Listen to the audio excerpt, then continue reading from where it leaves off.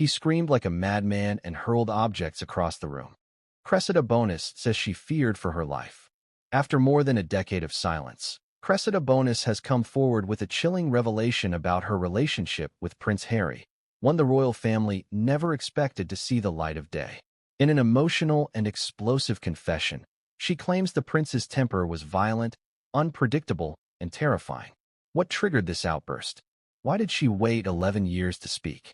And what does this mean for the man who once called himself the Spare? From emotional abuse behind palace doors to a breakup that now haunts the royal narrative, this is the story Buckingham Palace never wanted you to hear. Keep watching, because what she says next will leave you stunned. Before we continue, please hit the like button, subscribe to the channel, and turn on the notification bell for updates. It started with a single quote. 7 words that shattered the decades-old illusion of fairy tale romance and once again threw the British monarchy into chaos. He's an evil piece of shit. Those were the words spoken by Cressida Bonas, Prince Harry's long-term ex-girlfriend, during a recent closed-door interview that has now been leaked to the press and sent waves rippling across the globe. For years, the public viewed their breakup as amicable, even boring, chalked up to different life paths or media pressure.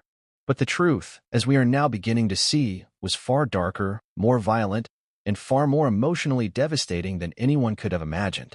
To understand the magnitude of what Cressida Bonas has revealed, we need to rewind time back to 2012, when a then 28-year-old Prince Harry was reeling from his chaotic Las Vegas scandal, trying to rehabilitate his public image. And Cressida Bonas, a rising actress and it girl with impeccable aristocratic ties, walked into his life. The press celebrated their union. She was beautiful, graceful, discreet. He was rebellious, scarred, but charming. To royal observers, it felt like the perfect match. But even then, behind their carefully choreographed public appearances, cracks were already forming, cracks now exposed in brutal, personal detail by Cressida herself. Why now, though? Why break the silence 11 years later? According to sources close to her, Cressida had spent the past decade recovering, not just from the heartbreak of the relationship, but from the psychological trauma she endured during it. There was never any clean break. There were private tears. There was therapy. There was the need to rebuild a self-esteem quietly destroyed by someone the world treated like a wounded hero. And when Harry's own public narrative began shifting, when stories of rage, manipulation, and verbal cruelty surfaced in his marriage to Meghan Markle, Cressida felt compelled to finally speak. Not for revenge, she insists, but to finally tell the truth and possibly to warn others. The implications are enormous. Cressida is no opportunist. She has, until now, resisted every attempt to capitalize on her royal connection. No tell-all memoir. No paid interviews. No drama-stirring social media antics. Which is precisely what makes this moment so potent. She didn't need to say anything. She chose to. And the story she's telling now is shaking the public image of Prince Harry to its core. In the leaked interview, Cressida details a pattern of emotional abuse that began subtly: raised voices, mood swings, sudden withdrawals.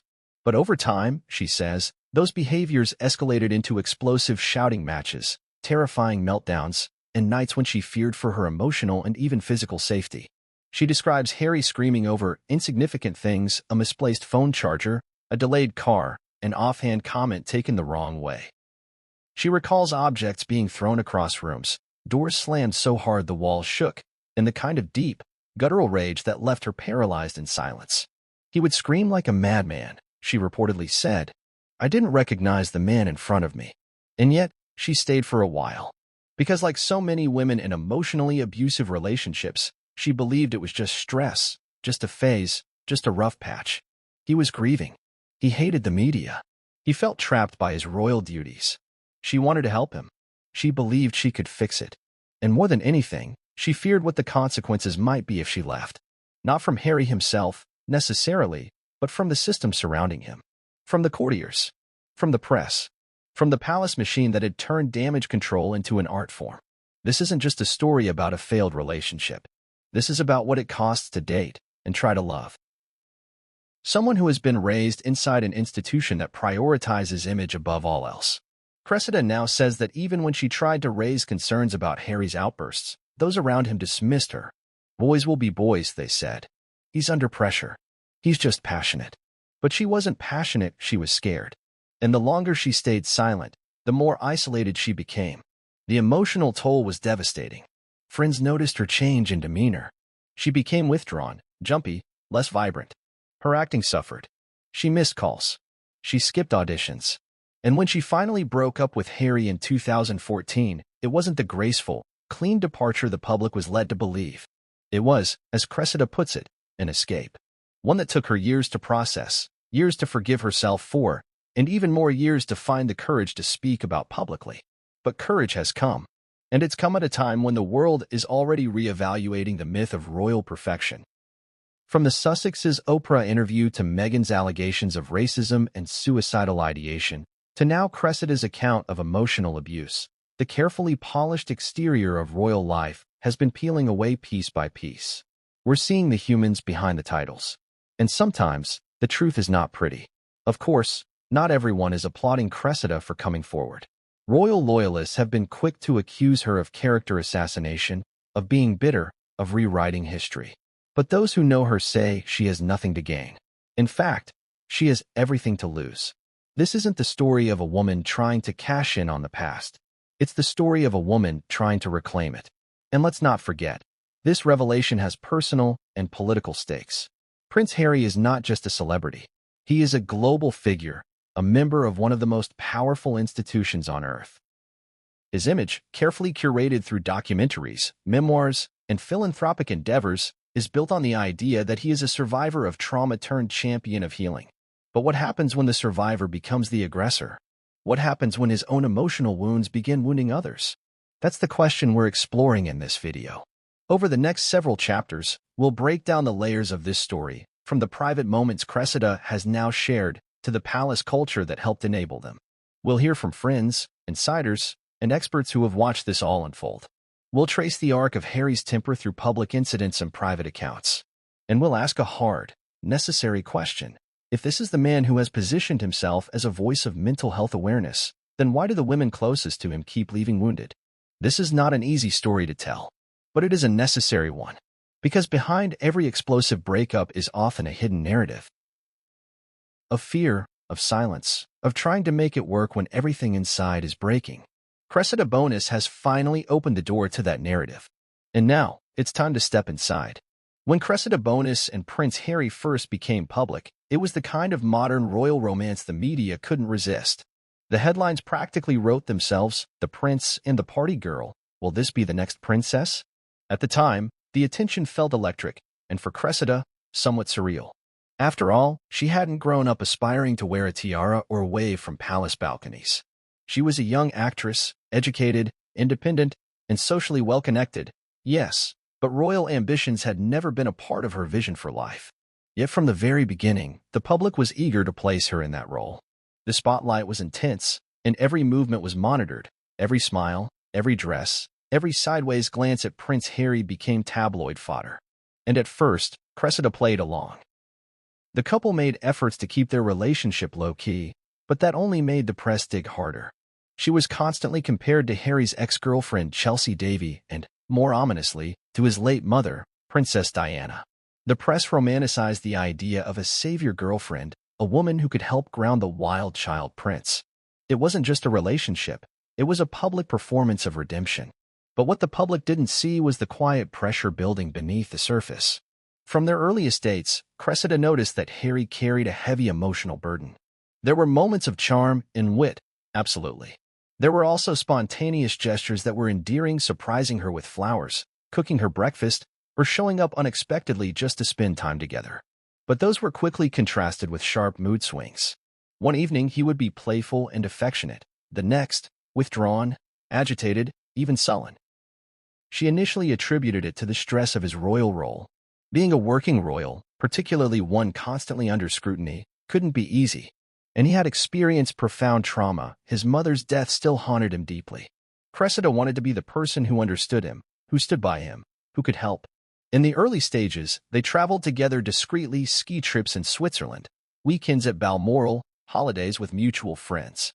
Behind the photos that surfaced in magazines, though, the truth was starting to reveal itself in quiet, disturbing ways. He would react defensively when she asked basic questions about his schedule. If she disagreed with him in public, even gently, he would fall silent for hours, stewing in frustration. He started making small comments that undermined her, telling her what to wear, criticizing her acting career subtly, and once accusing her of only being with him for the attention. It hurt, but Cressida told herself he was just lashing out. She was taught, like many young women, that love meant being patient, especially with someone wounded. The royal household, for their part, seemed eager to absorb her into the fold. Courtiers arranged quiet introductions. There were briefings on royal protocol. She was instructed, never formally, but always clearly, on how to behave if she were to ever become part of the firm. She was told what not to wear, how not to speak to certain press outlets, and how to smile without looking too expressive. It was a world where emotion was managed, not expressed, where loyalty was prized above all else. And she quickly discovered that behind the polished smiles of those royal aides, there was little room for dissent or complexity. One evening, during an informal gathering at a mutual friend's estate, a small argument turned unusually tense. Harry had been drinking. He misheard something Cressida said, and suddenly his face twisted into something unrecognizable, contorted by anger. He accused her of embarrassing him, of mocking him in front of others. His voice raised sharply. She tried to calm him down, but he slammed a door and stormed out. The friends were silent. Nobody said a word.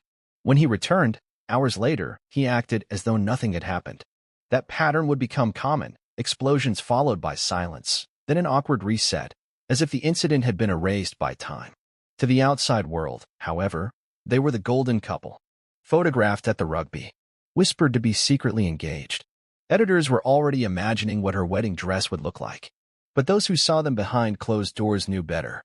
At a charity function where the couple was expected to appear hand in hand, Cressida arrived alone. When asked, she simply smiled and said Harry was unwell. The truth was that they had argued the night before loud enough for people in nearby rooms to hear, and she had left to get space. Again, the pattern repeated. Harry would lash out, she would try to calm things down, and then the royal institution would close ranks around him while she was left to manage her own bruises, emotional, and maybe more. Eventually, the tension became unbearable. Cressida's acting career was beginning to suffer. She had been cast in a promising stage role, but her rehearsals were punctuated by missed calls from Harry, often angry, sometimes slurred. If she didn't respond quickly enough, he would accuse her of prioritizing her work over their relationship. If she told him she was exhausted, he would sulk. He didn't want her out of his sight, but he didn't want to attend events with her either. It was emotional whiplash, and it wore her down. Her friends urged her to walk away. Her mother, Lady Marygay Curzon, subtly expressed concern, noting how her daughter had changed. Once vivacious and carefree, Cressida had become quiet, guarded, unsure. But every time she considered ending it, she was flooded with fear. Fear of what the palace might say, fear of the public fallout, fear of hurting Harry more. She still loved him, even if she barely recognized him anymore.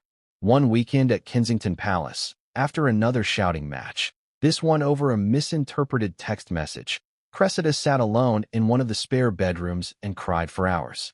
Not the sobs of heartbreak, but the quiet, exhausted tears of someone who knows the relationship has reached its end. That night, she packed a small bag, left a note, and slipped out before dawn. That was the last night she ever spent under a royal roof. To the press, the breakup was spun as mutual. A mature decision, one aide told a reporter. They remained friends, read a statement.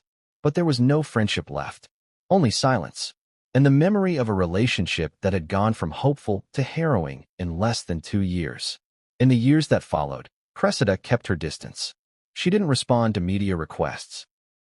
She politely declined to comment when Harry's engagement to Meghan Markle was announced. She attended the wedding with grace, even though it brought back memories she had long tried to suppress.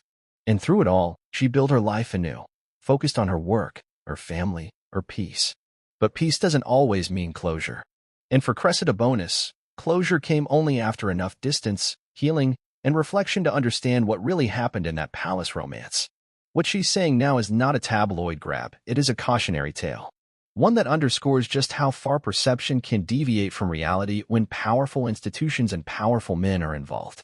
When someone dates a royal, especially a prince in one of the most watched monarchies on earth, the experience isn't just about love, companionship, or compatibility. It's about stepping into a machine. A vast, centuries-old machine known simply as the firm, a term that insiders and former royals alike have used to describe the unyielding, corporate-like structure of the British royal family.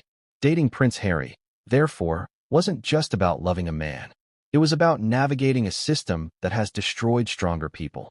From the outside, the spectacle is dazzling. Private jets, charity galas, champagne receptions at Kensington Palace.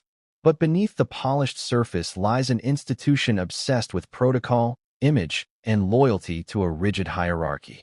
Cressida Bonas, coming from a titled aristocratic family herself, was no stranger to high society. But even she was not prepared for the pressure and psychological manipulation that came with dating a Windsor. Almost immediately, Cressida realized that her every move was being monitored.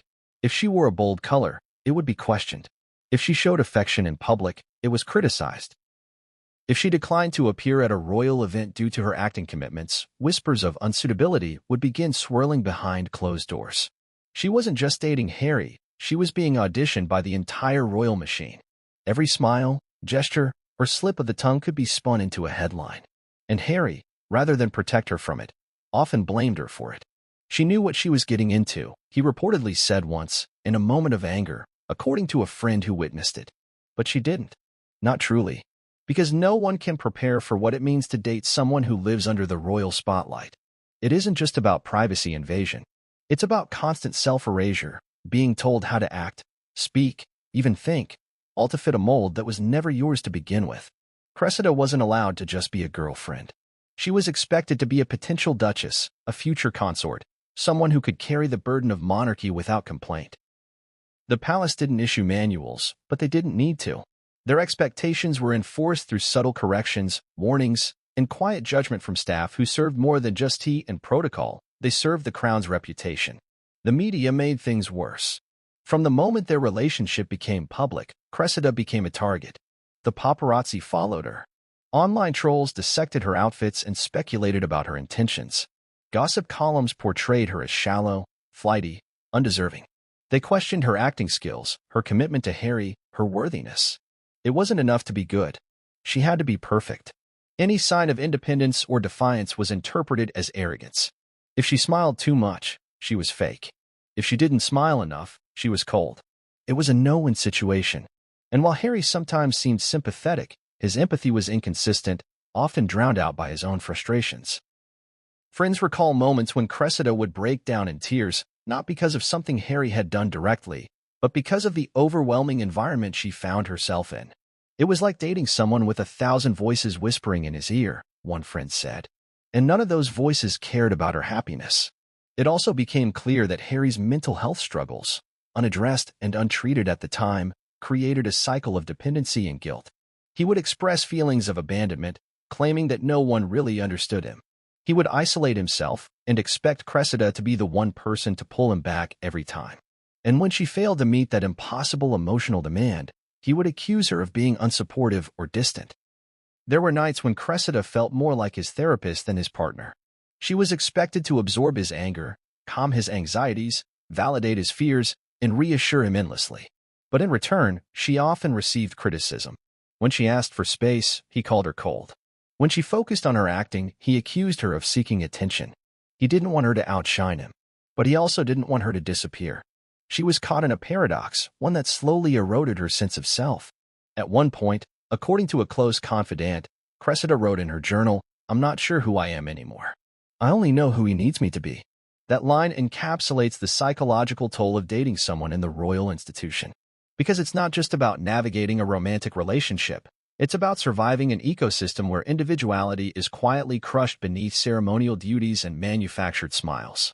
And then there was the future. Cressida began to imagine what her life would look like if they married. She pictured her career in acting slipping away. She imagined raising children under relentless scrutiny. She foresaw every creative aspiration becoming a footnote to someone else's destiny. The idea that her life would no longer be her own began to terrify her. Harry, for his part, did not provide comfort. On the contrary, he sometimes used the idea of marriage as a form of control. He would hint that they could be together forever if only she would let go of certain things, her career, her independence, her circle of friends. "Why can't you just be with me and focus on us?" He reportedly asked one night after a particularly explosive argument. But by us, what he really meant was him. The turning point came during a family holiday. The pressure of royal expectations had reached a fever pitch. Cressida was told not to post on social media. She was warned to watch her facial expressions around the Queen. She was scolded for speaking too informally to a senior aide. And one night, after an exhausting day of scheduled appearances and behind-the-scenes tension, Harry exploded over a minor comment she made about needing a few days alone after the trip. He called her selfish. He accused her of abandoning him. He shouted so loudly that a staff member knocked on the door to check if everything was all right. It was then that Cressida realized the relationship was not only unsustainable, it was dangerous to her well-being. This chapter of her life, though largely hidden from public view, was one of the most transformative. It taught her that love without freedom is suffocating, that being chosen by a prince isn't a fairy tale when the price is your own identity, and that no amount of glamour can make up for emotional neglect and psychological manipulation. Today, as she looks back, Cressida describes that period not with bitterness, but with clarity. "I lost myself trying to be what everyone else needed me to be," she told a friend recently. "I've spent the last 10 years finding my way back." Prince Harry has often been described by royal watchers and personal acquaintances as the fun royal, the approachable one, the rebel with a cheeky smile, the one who breaks protocol with a wink. But behind that charm, Cressida Bonas discovered something darker, something raw, a temper that was unpredictable, explosive, and terrifying in its suddenness. In the early days of their relationship, Harry's occasional flashes of irritation were easy to dismiss. "Everyone gets angry," she reasoned. "Everyone has off days, especially someone who lives in a constant state of public scrutiny and pressure." He had just returned from a tour of duty in Afghanistan when they first became close. He spoke to her about how he felt misunderstood, even weaponized by the media. She saw in him a wounded man, someone looking for peace in a world that rarely allowed him privacy. She thought her compassion might help. But what began as rare moments of frustration soon evolved into a pattern, and not a quiet one. There were arguments that escalated without warning. Words turned sharp, voices raised. Objects, glasses, remotes, even a lamp once, were thrown across the room in moments of rage. What triggered them wasn't always obvious. Sometimes it was a mistext. Sometimes it was a question he didn't like. Other times, it was nothing at all, just the weight of his own frustration boiling over in the nearest direction, her. Cressida learned quickly how to read the signs. The way his eyes would narrow. The silence that preceded the storm. The clipped answers, the grinding of his teeth, the storm building under his skin. But no matter how vigilant she became, it was never enough. The outbursts were fast, jarring, and deeply unsettling. One particularly chilling incident took place during what was supposed to be a quiet weekend at a friend's countryside home. They had both been under pressure, Harry from the palace, and Cressida from increasing media attention after a tabloid ran a fabricated story about her being pregnant. She tried to bring it up gently, suggesting they talk to his press secretary about issuing a denial. But instead of responding calmly, Harry stood up suddenly, fists clenched at his sides, and screamed at her. "You don't get to tell me how to handle my ing life." The room went quiet. Their friends in the next room froze. Cressida stood motionless, stunned by the volume and venom in his voice.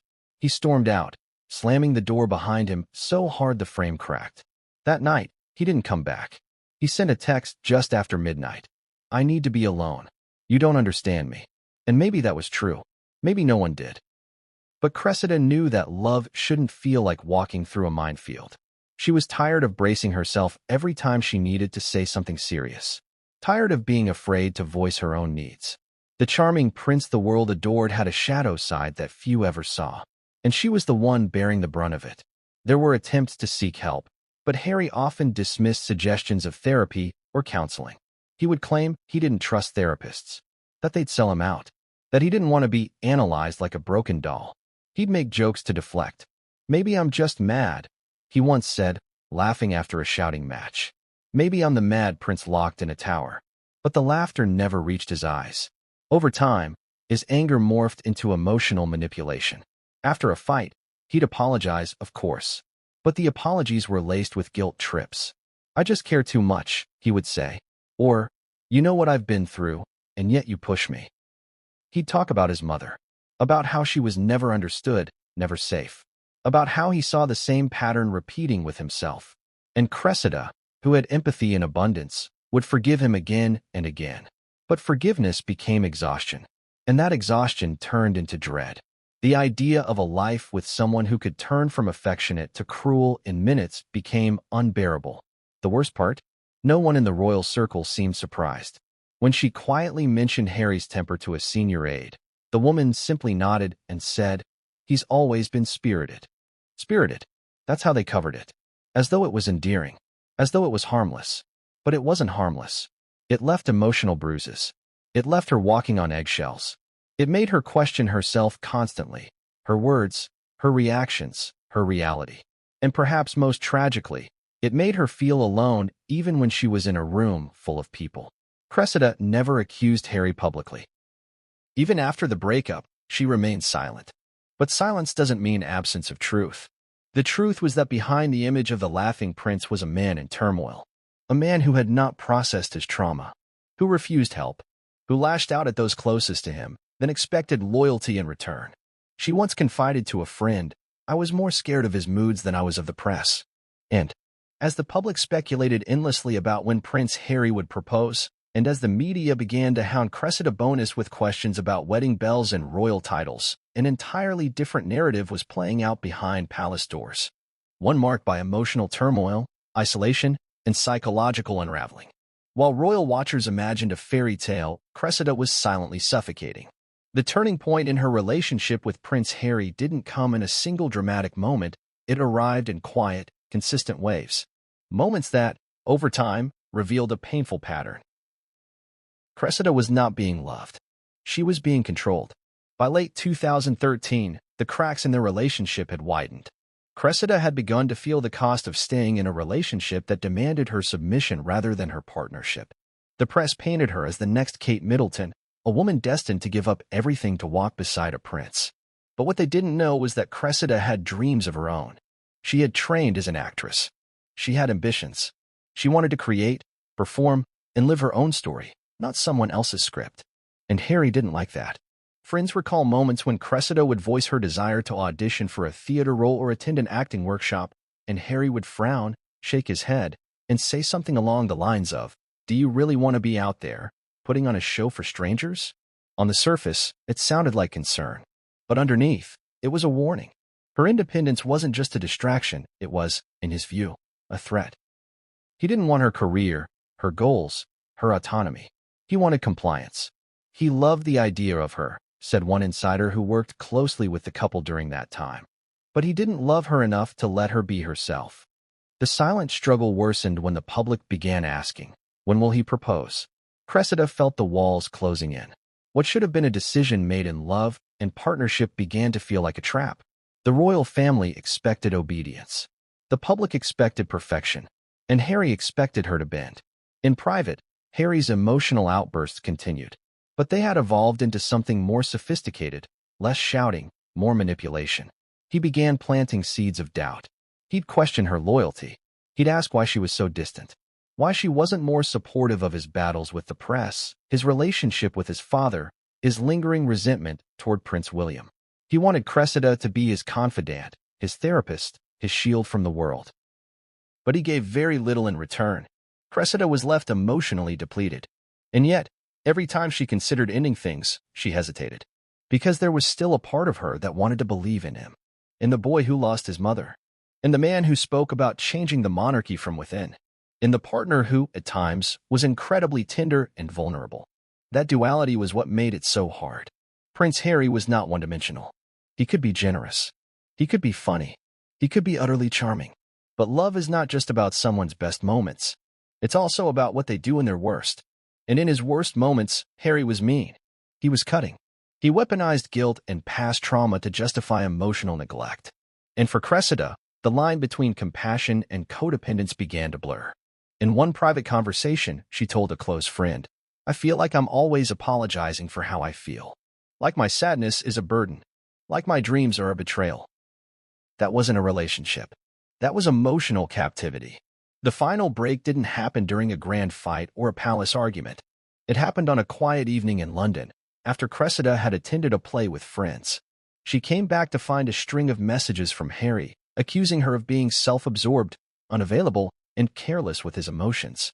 He said she had embarrassed him by being seen publicly while he was going through it. That night, something shifted. For the first time in months, maybe years, Cressida didn't feel sorrow. She felt clarity. This wasn't love. This was control masked as vulnerability. This was a relationship built on fear of losing him, fear of public shame, fear of being misunderstood. And so, she ended it. Not with anger, not with drama, but with finality. She wrote a letter, a private one. She explained that she still cared about him deeply, but she could no longer sacrifice her peace of mind for the sake of proximity to power. She wasn't made for palace life, not because she lacked strength, but because she valued freedom. When the news of their split broke, the tabloids ran with cliches. Cressida dumps Harry, they said. The free-spirited actress walks away from royal destiny. But they had no idea of the emotional weight behind that decision. No idea of the night spent crying alone. No idea of the dream she had to bury, then revive again. What followed was a period of silence. Cressida refused interviews. She declined offers to tell her side.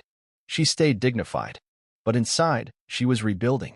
Not just her career, not just her name, but her sense of worth. She began therapy. She reconnected with old friends. She immersed herself in theater. Slowly, she began to rediscover the parts of herself that had been dulled by royal expectation, the creative spark, the laughter, the independence. And she promised herself never to shrink again for the sake of someone else's crown. When you enter a relationship with a royal, you don't just fall in love with a person, you enter into an entire institution. Cressida Bonas learned this the hard way. From the moment her relationship with Prince Harry became public, her world changed. Friends began treating her differently. The media tracked her every move. But perhaps the most difficult shift came from the palace machinery itself, an impenetrable system of staff, courtiers, and protectors who existed to preserve the image of the monarchy, even if it meant sacrificing the mental health of those within it. Inside that royal bubble, Cressida quickly discovered the rules were unwritten but strictly enforced. You speak only when necessary. You show no weakness. You tolerate intrusion with a smile. And above all, you do not question the system. For someone like Cressida, free-spirited, artistic, emotionally open, this environment was suffocating. What alarmed her most was how normalized dysfunction had become within those walls. When Prince Harry lashed out or had an emotional outburst, it wasn't met with concern or accountability. It was shrugged off, explained away. He's just under a lot of stress, one aide told her. That's just Harry, another would say. Everyone tiptoed around his volatility, afraid to challenge it, conditioned to absorb it. The system protected him at the cost of those around him. In Cressida's private moments, she wondered how much of this was inherited trauma and how much of it was entitlement. There was no denying Harry had lived through unimaginable pain. The death of his mother, Diana, at such a young age had left an emotional crater. But instead of guiding him through healing, the royal family had reinforced stoicism and emotional suppression. He was taught to perform strength, not process pain. But Cressida was not a courtier. She was not a staff member trained to endure and enable. She was a partner, one who wanted to love him honestly and be loved honestly in return.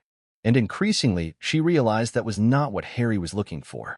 He wanted someone who would absorb his darkness without reflection, someone who would validate him at every turn, someone who wouldn't challenge the narrative he had built about himself and his world. The deeper she stepped into that world, the more disturbing the dynamics became. One courtier once pulled her aside and said, "You should be grateful. Many women would kill for your position." It wasn't said with malice, but with a quiet warning. Gratitude was the currency expected in exchange for emotional erasure. Even public engagements took on a surreal quality. The press would fixate on what she wore, how she walked, whether she smiled enough. Meanwhile, behind the scenes, Harry would criticize her for being too soft with the press or not sharp enough when asked questions. He wanted her to both disappear and defend him. It was an impossible paradox. Worse still was the culture of secrecy. Cressida was warned multiple times by senior aides, "Don't talk to outsiders about private matters." She was even discouraged from speaking to her own family about personal issues within the relationship. The royals believed in controlling the narrative, and they feared leaks more than emotional breakdowns. The silence was enforced with polite threats. If she crossed the line, she would be cut off, excluded, or reputation managed. This only deepened Cressida's sense of isolation. She began to journal in private, pages filled with self-doubt, suppressed rage, and desperate questions. Was she imagining things? Was she overreacting? Why did everyone act like this was normal? It was in these pages that her real struggle lived. Not with Harry alone, but with a system that enabled them. One particularly haunting memory involved a private dinner where Harry had snapped at her for embarrassing him in front of a senior royal by misquoting a historical detail. He raised his voice. She apologized. He kept pressing. She tried to calm the situation. No one at the table said a word. When dinner ended, one of the guests approached her and said with a smile, "He's just very proud of the family legacy. Don't take it personally." But it was personal. It was always personal. And over time, the cumulative effect of these small humiliations wore her down. By the time she ended the relationship, Cressida knew the break wasn't just from Harry. It was from the entire system that had surrounded him. A system that trained him to dominate emotionally and trained others to excuse it. A system that used tradition as a shield against change. In the years that followed, she watched from a distance as Harry's life evolved. His marriage, his departure from the royal family, his public grievances. Part of her sympathized, but part of her saw the same patterns, the same blame, the same rage. In private conversations, she has admitted he needed to break free from the family, but not so he could heal, so he could find a new stage. Cressida's healing didn't come from interviews or headlines. It came from reclaiming her truth, from seeing the palace not as a fairy tale castle but as a fortress built on silence, from realizing that being close to royalty wasn't worth losing herself. Once the dust had settled from the breakup, and the media had moved on to speculate about Prince Harry's next romantic pursuit, Cressida Bonas found herself in unfamiliar emotional territory. She was finally free, but the freedom was laced with the residue of trauma, confusion, and the haunting stillness that follows a storm. There were no parades of paparazzi outside her door now. No headlines speculating on her ring size or future royal title. But in that quiet, she was left to face herself, who she had become, who she had allowed herself to become, and who she needed to become in order to heal. In the wake of their split, Cressida refused all interview requests. Television shows, tabloids, glossy magazines, they all came with lucrative offers and enticing pitches. But she turned them down, every single one, because she understood something very few did. Some stories lose power when prematurely exposed. And hers was still raw, still forming, still unsure of its full weight. Instead, she returned to what she knew: art. She dove back into theater, not as a public stunt, not to rebrand, but because performance was one of the few places she felt entirely in control. In the world of stage, scripts made sense. Characters had motives. Emotions had purpose. Unlike her relationship with Harry, where emotional chaos had reigned and no apology ever came. Cressida took small roles at first. Low-pressure gigs. Nothing flashy. Nothing that would invite the scrutiny of royal commentators. She attended acting workshops, studied voice modulation again, sat in long rehearsal rooms where no one cared who she had once dated. For the first time in years, she was just another working actress. No security, no headlines, no obligations. And it was liberating. Still, the emotional wounds ran deep. Some days, she would wake up and still hear his voice, not the kind, affectionate tone he used in public, but the clipped, accusatory one he reserved for her in private. The voice that questioned her priorities, that shamed her for needing space, that manipulated silence as a punishment. Healing meant learning how to separate Harry the public icon from Harry the private man she had known, and it wasn't easy. She began seeing a trauma-focused therapist in South Kensington. Their sessions were rigorous. Cressida was encouraged to revisit moments she had buried. Arguments, emotional collapses, incidents when she felt unsafe. One recurring memory involved a vacation they took to Botswana, where an argument over a missed call turned into a full-blown verbal explosion. Harry had thrown a chair. No one was injured. But the moment was pivotal. Cressida realized for the first time that his rage wasn't occasional, it was embedded. When she mentioned this moment to palace aides years ago, they urged her to keep the peace and not escalate tension. But in therapy, she was told what no one in the royal circle had ever told her: you were emotionally abused, and your silence was a symptom of survival. That sentence changed her life. Outside the therapy room, she slowly began letting a select few into her story. Not for gossip, but for connection, for truth, for restoration. Her closest friends, many of whom had seen her pain up close but had been too unsure of what to say, rallied around her. One of them, a fellow actress, told her, "You were surviving in a golden prison, and you got out. That's what matters." But escaping the relationship didn't mean escaping the legacy. Everywhere she went, people still recognized her as Prince Harry's ex. At events, interviews, even in auditions, the same questions returned in different packaging. What was he really like? Do you still speak to him?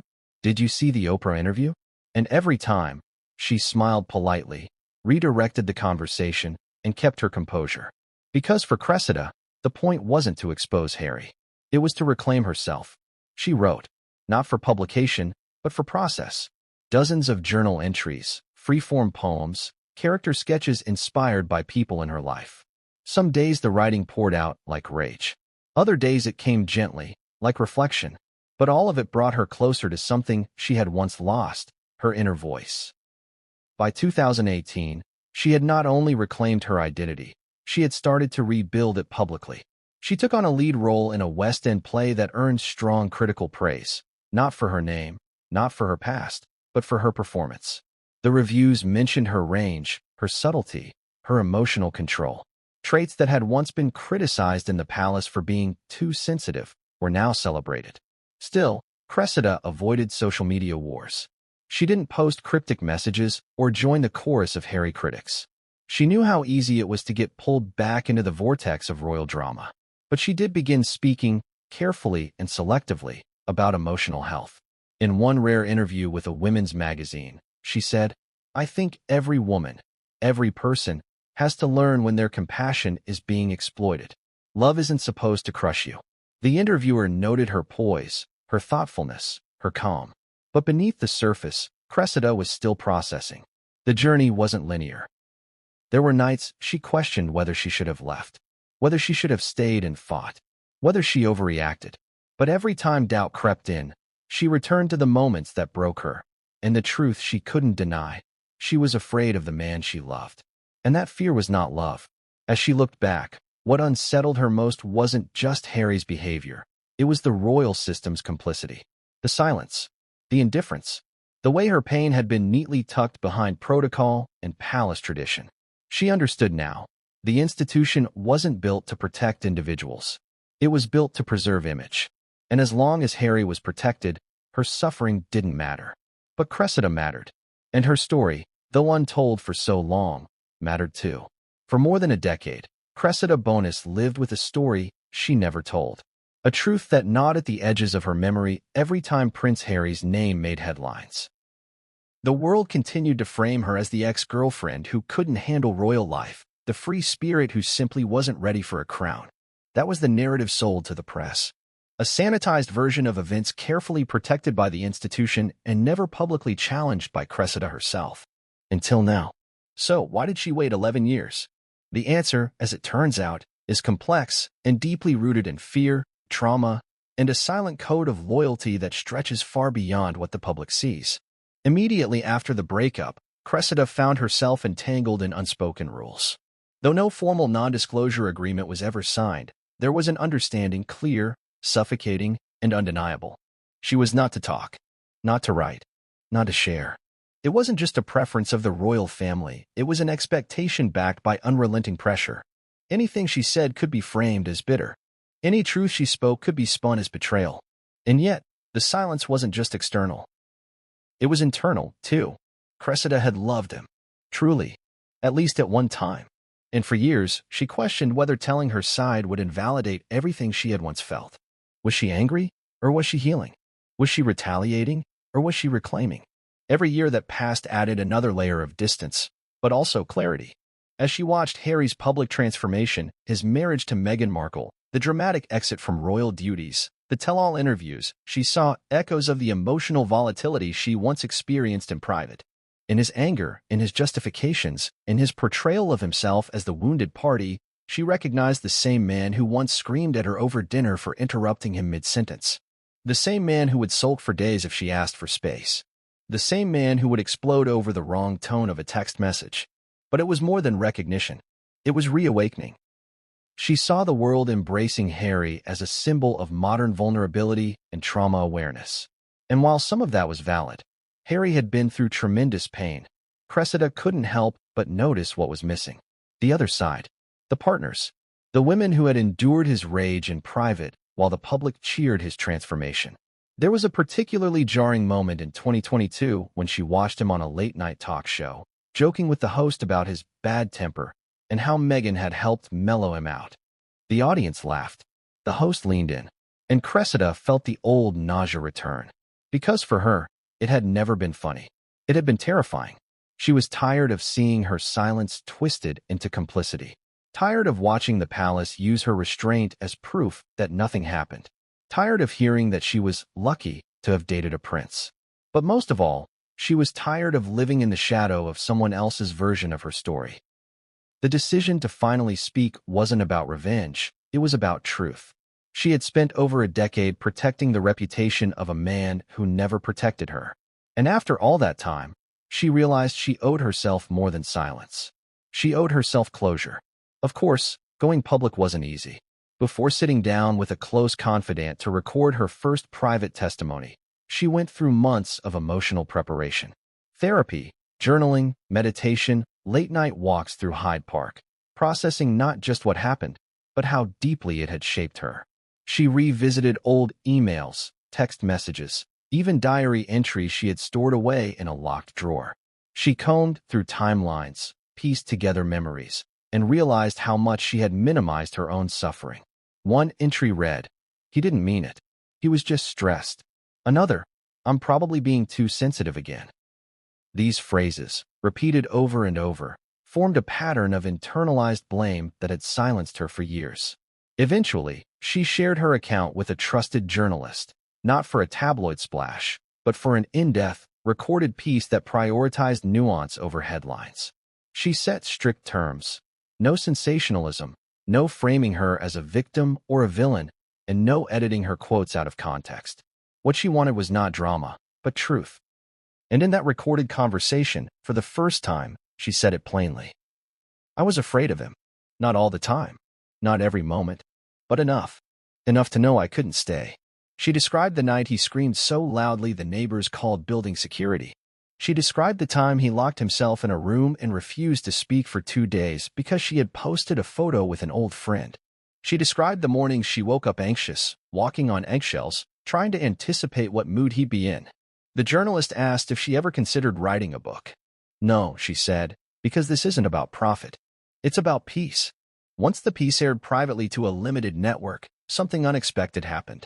Cressida didn't feel the fear she'd anticipated. She felt relief. Not because the world now knew, but because she no longer had to carry it alone. Her friends, some of whom had been close to Harry as well, reached out with messages of support.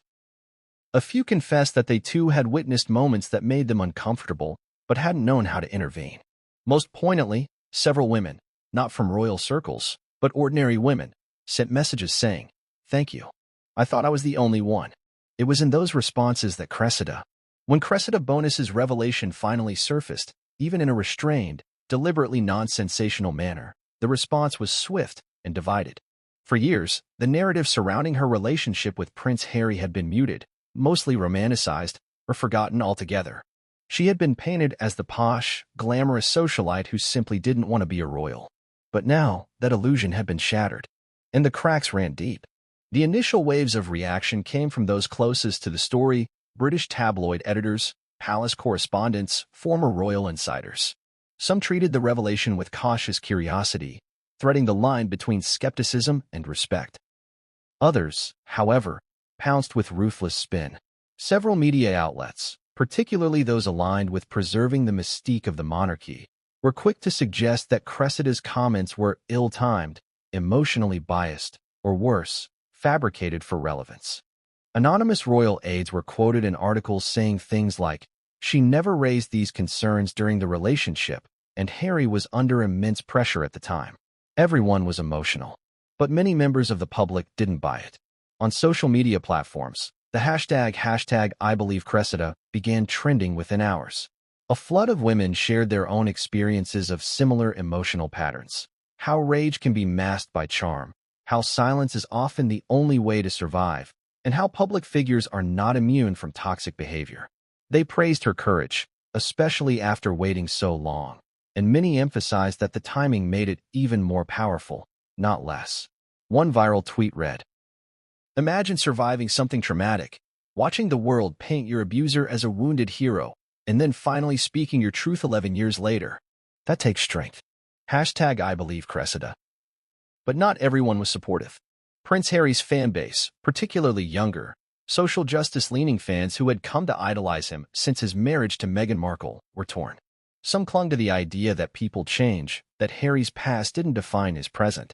Others dismissed Cressida entirely, claiming she was jealous, bitter, or trying to get back in the spotlight because of Harry's international fame.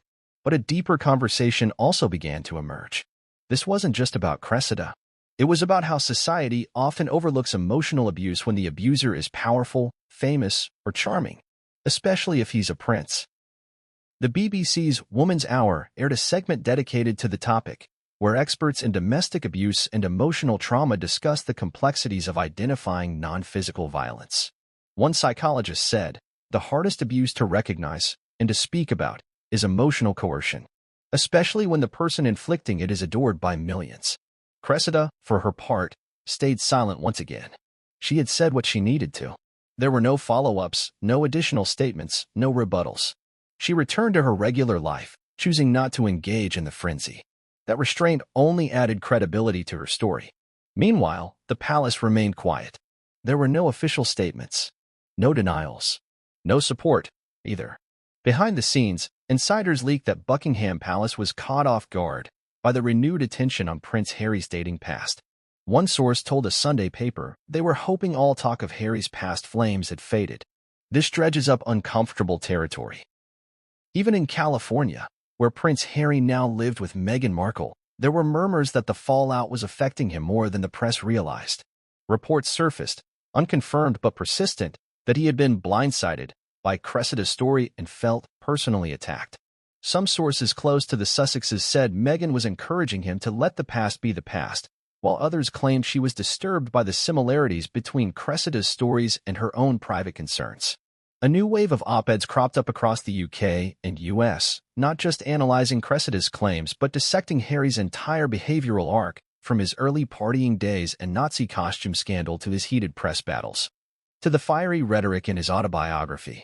Suddenly, the charming rogue image was being reevaluated through a much more serious lens. Still, there were defenders. Piers Morgan, never one to avoid controversy, jumped on the story with glee. "I've said it for years," he crowed on his talk show. "Prince Harry is not the sweet, misunderstood hero everyone thinks he is.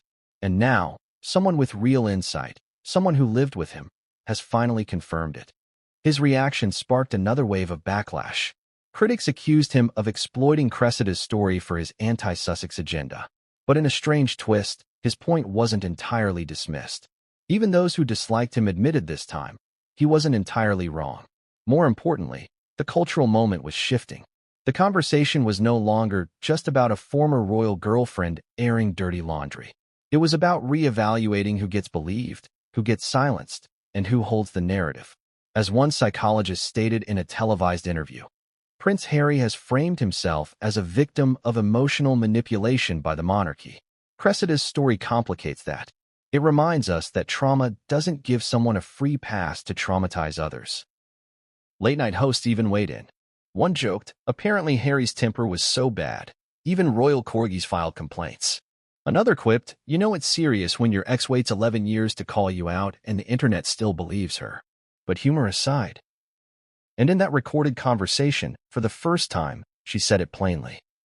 "I was afraid of him. Not all the time. Not every moment. But enough. Enough to know I couldn't stay." She described the night he screamed so loudly the neighbors called building security. She described the time he locked himself in a room and refused to speak for 2 days because she had posted a photo with an old friend. She described the mornings she woke up anxious, walking on eggshells, trying to anticipate what mood he'd be in. The journalist asked if she ever considered writing a book. "No," she said, "because this isn't about profit. It's about peace." Once the piece aired privately to a limited network, something unexpected happened. Cressida didn't feel the fear she'd anticipated. She felt relief. Not because the world now knew, but because she no longer had to carry it alone. Her friends, some of whom had been close to Harry as well, reached out with messages of support. A few confessed that they too had witnessed moments that made them uncomfortable, but hadn't known how to intervene. Most poignantly, several women, not from royal circles, but ordinary women, sent messages saying, "Thank you. I thought I was the only one." It was in those responses that when Cressida Bonas's revelation finally surfaced, even in a restrained, deliberately non-sensational manner, the response was swift and divided. For years, the narrative surrounding her relationship with Prince Harry had been muted, mostly romanticized, or forgotten altogether. She had been painted as the posh, glamorous socialite who simply didn't want to be a royal. But now, that illusion had been shattered, and the cracks ran deep. The initial waves of reaction came from those closest to the story: British tabloid editors, palace correspondents, former royal insiders. Some treated the revelation with cautious curiosity, threading the line between skepticism and respect. Others, however, pounced with ruthless spin. Several media outlets, particularly those aligned with preserving the mystique of the monarchy, were quick to suggest that Cressida's comments were ill-timed, emotionally biased, or worse, fabricated for relevance.